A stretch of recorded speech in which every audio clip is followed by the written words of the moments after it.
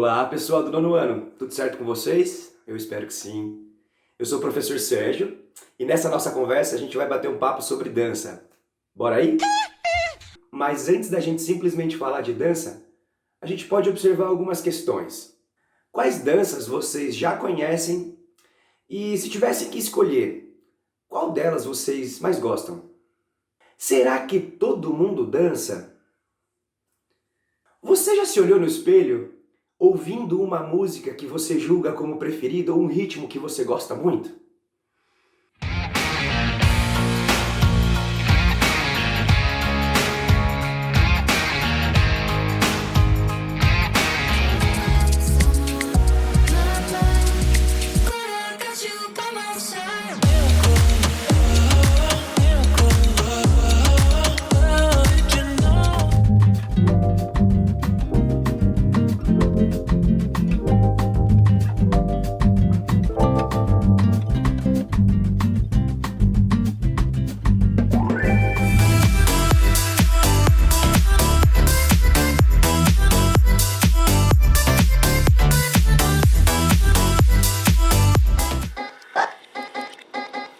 Yeah, yeah, yeah.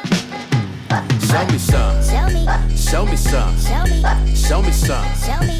Show me some. Show me. Hey, show me some. Show me.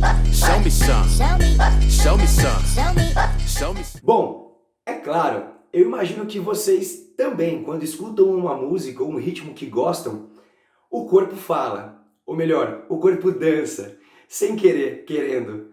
Pensando no nosso crescimento e desenvolvimento motor, em geral as crianças engatinham, aliás, rolam, engatinham, depois começam a conquistar o espaço na bipedia, ou seja, no apoio aí com os dois pés apenas, né, para dar os primeiros passos e aí começar a andar, saltitar, saltar, correr, enfim. Mas já parou para pensar que todo mundo que escuta uma música que gosta reproduz esse movimento? Claro, nos formatos aí que cada corpo se expressa. Mas esse movimento, será que já não é uma espécie de dança? A dança, pessoal, ela é uma expressão cultural dos povos, dos seus grupos de origem. Por isso, as danças, presentes em diferentes culturas e continentes, em diferentes momentos da nossa humanidade também. A dança, se pararmos para pensar, inclusive, ela é uma linguagem anterior à própria fala. A criança, muito antes de falar, já ensaia alguns passinhos ao escutar algum ritmo ou alguma música que foi estimulada. Aliás, é uma das formas para que se ensine a linguagem da fala também, a repetição através de uma música.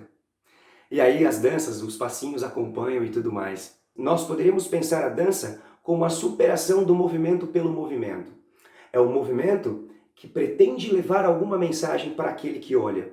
Por ser também uma linguagem da humanidade, ela acompanha os desdobramentos históricos e sociais. Quer dizer, ela é construída historicamente na transmissão de valores, tradições, culturas e ou sentimentos.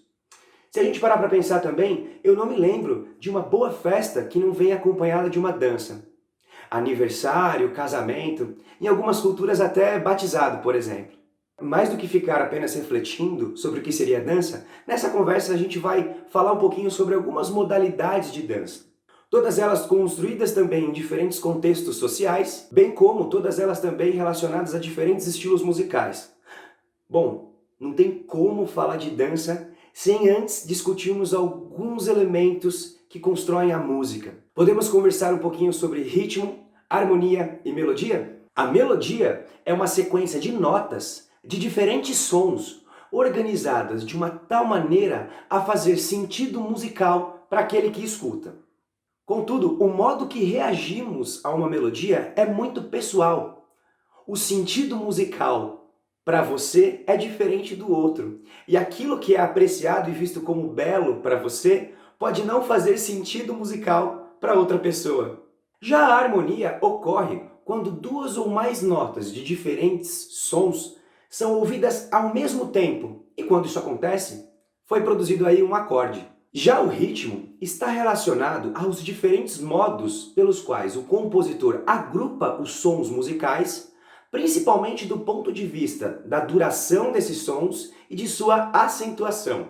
O ritmo se relaciona ao plano de fundo musical. Há uma batida regular, a pulsação, o ritmo, o compasso da música, que pode ser ouvido ou sentido. E serve de referência ao ouvido para medir a sua frequência.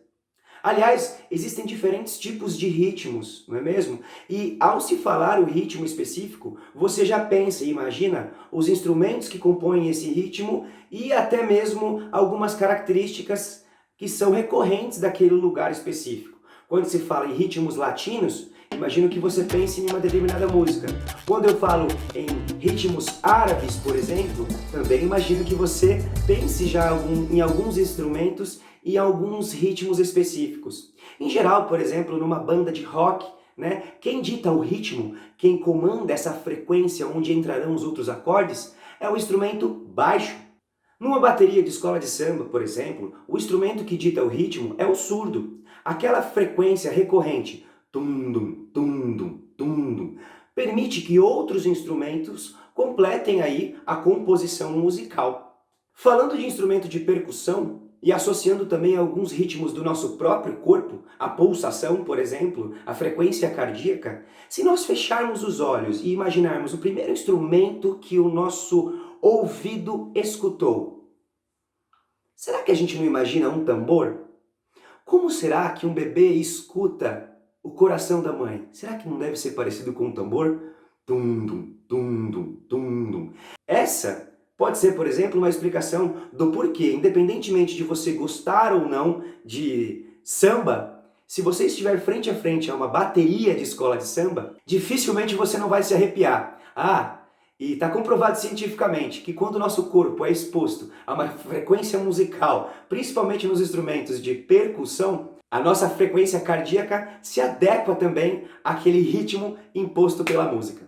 Quero dizer, nós temos uma relação natural com o ritmo e a música. Gente, vamos conversar um pouquinho agora sobre algumas modalidades de dança. A gente vai conversar um pouquinho sobre o sapateado, sobre algumas danças de salão, algumas danças populares e também sobre dança contemporânea. O sapateado, como nós conhecemos hoje, está relacionado à história dos povos que criaram essa dança. No caso, irlandeses e africanos que viviam nos Estados Unidos no início do século XX. A prática de passos ritmados com tamancos ou sapatos de madeira foi levada para os Estados Unidos por operários imigrantes que se deslocaram para lá em busca de trabalho.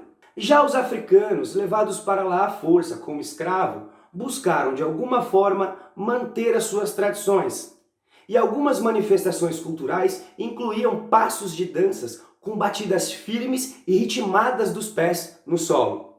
Foi devido ao encontro dessas duas culturas que o sapateado, como nós conhecemos, surgiu e se estabeleceu nos Estados Unidos entre os anos de 1930 e 50 como um ritmo muito popular, até hoje, para dizer a verdade. Isso também impulsionado pela indústria de Hollywood, dos filmes da época, que colocavam o sapateado a todo momento nas telas.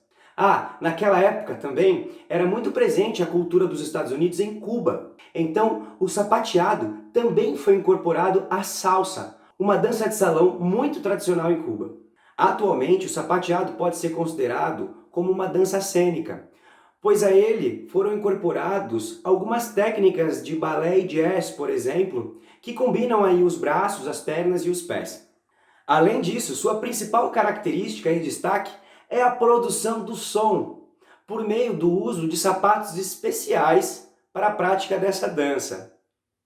O som é produzido através de chapinhas metálicas que são colocadas na parte de cima, próximo ao dedão, por exemplo, ou à ponta dos pés, e na parte de baixo, dos calcanhares, daquele bailarino que está ali sapateando.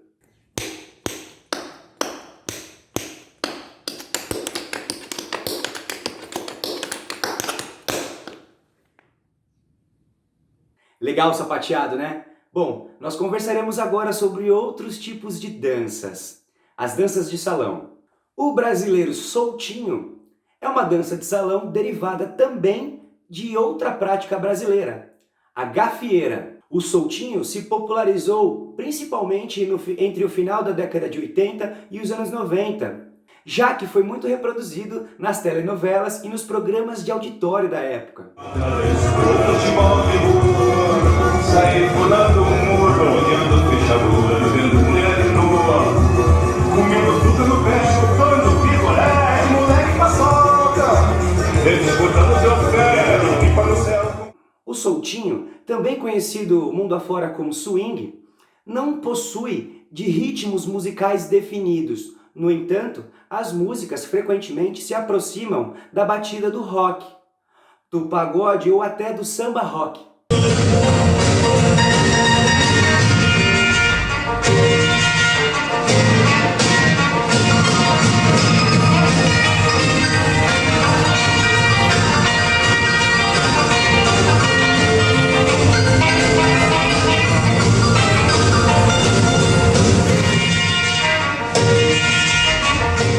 Mudando agora para outra categoria de dança, pessoal, podemos também falar sobre as danças populares e citar como exemplo a quadrilha. As quadrilhas foram originadas nas danças populares de áreas rurais da Inglaterra e da França. No entanto, apesar de serem populares a princípio, caíram nas graças das cortes nobres, principalmente da França e da corte de Portugal. No Brasil, chegou com a vinda da família imperial portuguesa. E novamente, apesar de ser vinculada à cultura nobre, logo aqui caiu também nas graças da cultura popular. Atualmente, a quadrilha é vinculada às festividades religiosas, como por exemplo de São João ou Santo Antônio, ou até mesmo nas festas em clubes ou escolas, aquelas festas tão gostosas, né? As festas juninas ou julinas. Apesar de popular, existem competições dessa dança. E aí, damos o nome de quadrilha de salão. Nela, alguns destaques aparecem durante a execução da dança e com diferentes papéis.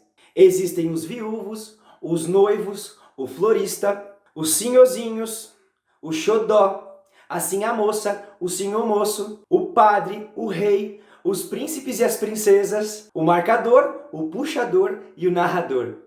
Já a dança contemporânea, galera, surgiu nos Estados Unidos na década de 60 com a intenção de romper, ou seja, fugir daqueles padrões clássicos e técnicos impostos e influenciados principalmente pelo balé. Por meio dessa dança, os bailarinos têm a possibilidade de expressar com mais liberdade os sentimentos, denunciar ou expor determinadas situações, e até mesmo superar aquela ideia de corpo ideal para que se dance.